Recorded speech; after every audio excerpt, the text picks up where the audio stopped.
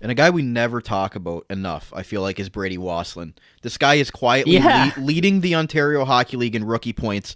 But again, like Jake O'Brien last season with Brantford, a lot of them were assists, but that's not a knock on him. He's creating plays for his line mates. He's leading all rookies in average ice time as well, which Ben Boudreau has said.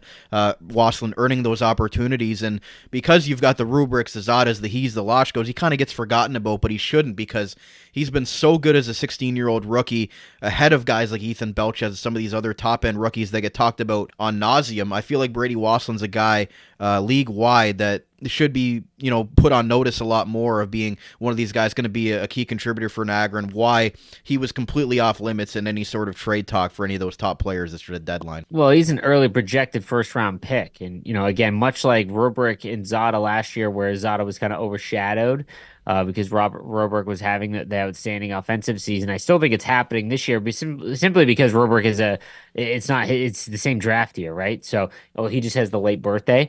But Wassilyn's assist total, we definitely thought he would score more. I think in next year we're going to see a, borderline 100-point player because his assists are not secondary assists. A lot of them are him creating for the goal scorer. Like, he's the reason why it goes in. And once it all comes together, the other thing is he looks like he's far bigger than when he was drafted. I kind of thought looking at the profile, it'd be a little bit smaller and whatnot, but no, man, even just the look of him on the ice, he looks bigger.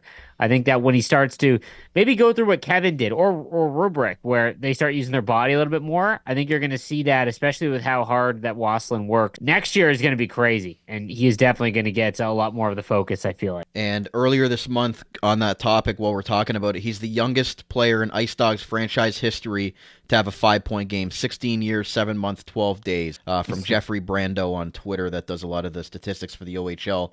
Random stuff there, but that's another thing. He's the youngest ice dog ever to have a 5-point game. I mean, like offensively, his vision and maybe his finish isn't there just yet, but his vision is among the best in the league right now. It's crazy. Some of the passes he makes that we get to see that don't end up in goals are still absurd, right? And I think that when you pair him with Robrick or Kevin, who are both elite shooters, like it's just the sky's the limit next year for sure, and especially when he starts to fill the net in.